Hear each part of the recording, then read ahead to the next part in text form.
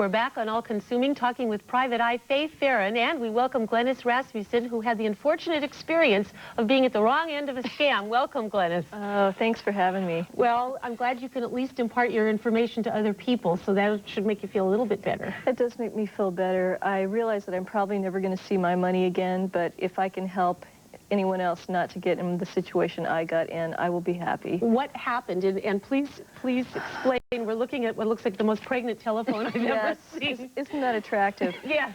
Well, here's what happened to me. Started several years ago. I had broken my back. I could not do a normal type of job. I saw an ad in my local newspaper, and it said that you could purchase pay telephone routes, basically service the phones and collect the money. Wow, it sounded great.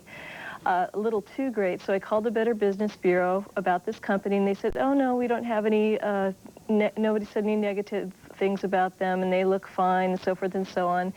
And I talked to the people that had the phones who were in Florida several times, and they had me call people all over the United States that had these phones and said, wow, you know, we made our money back and, you know, in the first 2 months, and this is a really great job for you being disabled. All you have to do is drive around, service the phones.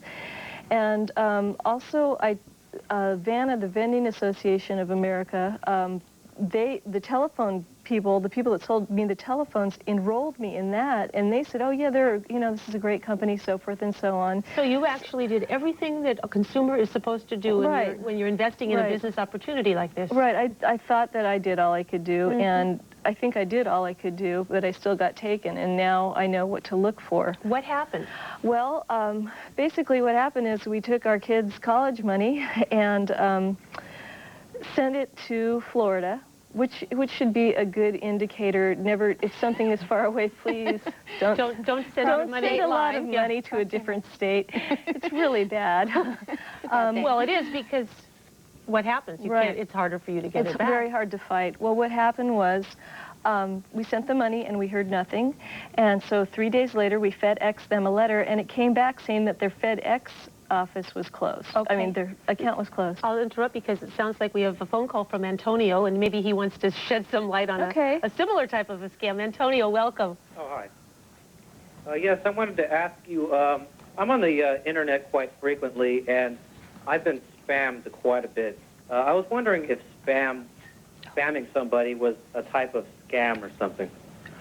Well, it depends upon what it is exactly. There are things, I mean, there certainly are internet scams. One of them is, there's a guy who downloads a website onto, he sends it back to you, sends back your own website, and then he says, you've spammed me and I'm suing you for, you know, however much money, and send me $40 for court costs, and people are just sending him money all the time. So it just depends. There can be, I hate to say good spam, bad spam, but I mean... the kind you want to eat and the kind you want to stay away from on the internet. All right. The kind you don't want to eat. Right. Well, let's get back to your story. How much money did you end up losing? Oh, do I have to tell? Yeah, well, no, you don't. Well, approximately $17,000. Oh, and that was the college, as you said? Yeah, and since we were so sure we were going to make more money here, you know, we bit the hook. So and the hook was? And the hook was that we were going to make our money back. And what happened was we sent the money. We didn't hear anything. 3 days later, we sent a letter to their office. It came back FedEx saying they had closed the office. We got a hold of, through Faye Farron, I met her private investigator, had her find out who owned the office, and we contacted that person. He said, well, they fled in the middle of the night. So, you know, we didn't have anywhere to go. Shall I go on from there? Oh, I was going to say you ended up filing a complaint with the proper authorities? Right. Well, we contacted everybody, the FBI, the U.S. Postal Service, Metro-Dade for Miami, everything, you know, from everything in the state of Florida, everything we could do here, and the FBI, so... And what happened? Well, what happened was the FBI did not want to open a case since the U.S. Postal Service was already starting a case against them. And unfortunately for me, this is not the first time this person has done this scam. It's probably about the 5th time. And under a new name? Under a new name. Oh, boy. And actually, that's probably why nobody had... Right, yeah. And actually moving 1 block down the same street and starting it up again. Is he in jail? The person that scammed me is not in jail. 2 of the people in the previous scam are in federal prison. And And you don't have your money back. I want my money back. I understand. I need my money. I need your money back. Oh, I'm Yeah. so sorry. So I was able to track this guy down with Faye's help, and I did serve him. It doesn't mean I will ever see any of my money because he keeps everything in other people's names. And in fact, right now, at this time, he is doing the exact same scam under his sister's name in Miami. And the authorities know about it? They're watching? They have so much going on, they really don't care. They're just going after the big fish.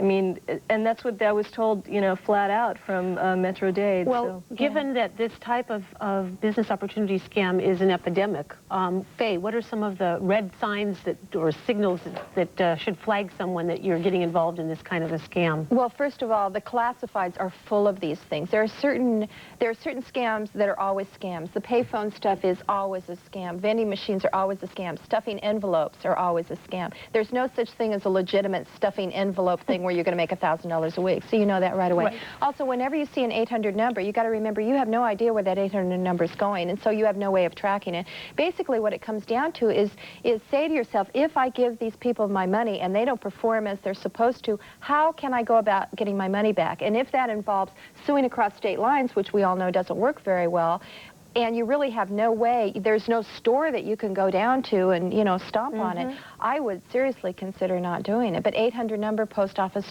boxes, all of that kind of thing. And there are also just certain phrases that pop out on you, like earn $1,000 a week and unlimited income and, you know, Well, when they you don't guarantee need to know. something, Yeah. you know, like that, again... But a lot of times they just play right inside the law. They won't guarantee it, but they'll give you the perception that it'll work very well because they, you know, they try to keep it a civil scam. They try to do what happened to Glennis is keep it out of the criminal courts and just let her sue me. I don't care if she sues me because she'll never get her money back. Yeah. You know, so that's it's heartbreaking. the game plan. It is heartbreaking. Absolutely. And so, again, buyer beware, a phrase that we're going to probably be uttering a lot. The important thing, though, is still don't give up. You should at least file the complaints because if a law enforcement agency does get enough complaints, whether it's the Federal Trade Commission, your local DA's office, you may find that an investigation can happen, and some of these prosecutions do come to fruition. I know that. Exactly. And you need to warn other people. If you don't put it on paper, you're not warning anyone. Right. Well, if you want to get a hold of Faye, here's an 800 number. Actually, it's not an 800 number. It's local.